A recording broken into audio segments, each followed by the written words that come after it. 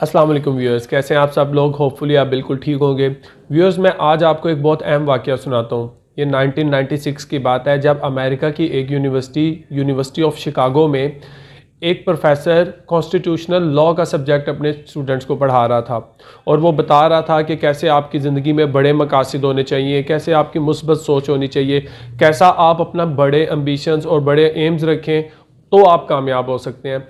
तो किसी एक स्टूडेंट ने हाथ खड़ा किया और प्रोफेसर साहब से पूछा कि आप हमें तो कह रहे हैं कि आपकी ज़िंदगी के एम्स एम्बिशंस बहुत बड़े बड़े होने चाहिए, आपकी ज़िंदगी का क्या एम है।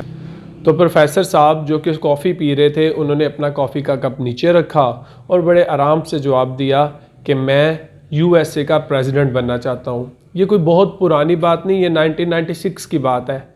मैं जिस प्रेसिडेंट की ये बात कर रहा हूँ उसका नाम था Barack Hussein Obama. Barack Hussein Obama ने 1992 से 1996 तक यूनिवर्सिटी ऑफ शिकागो में कॉन्स्टिट्यूशनल लॉ पढ़ाया और फिर 8 सालों तक यानी कि 2004 तक वो सीनियर लेक्चरार के तौर पर वहाँ पर पढ़ाते रहे। और तारीख़ ने देखा कि वो दुनिया की सुपर पावर यानी यूएसए के 2 बार प्रेसिडेंट मुंतखब हुए, जो कि एक प्रोफेसर थे, एक लेक्चरार थे।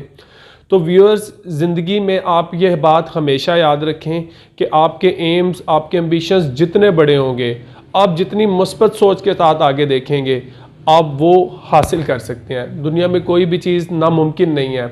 तो व्यूअर्स, आप लोग अपनी सोच को मुस्बत रखें, अपने एम्बिशंस को हाई रखें और याद रखें कि अगर आप मुस्बत सोच के साथ अपने अच्छे एम्बिशंस बनाएंगे तो आप चाँद पर कमंद डाल सकते हैं और सितारों तक रिसाई हासिल कर सकते हैं।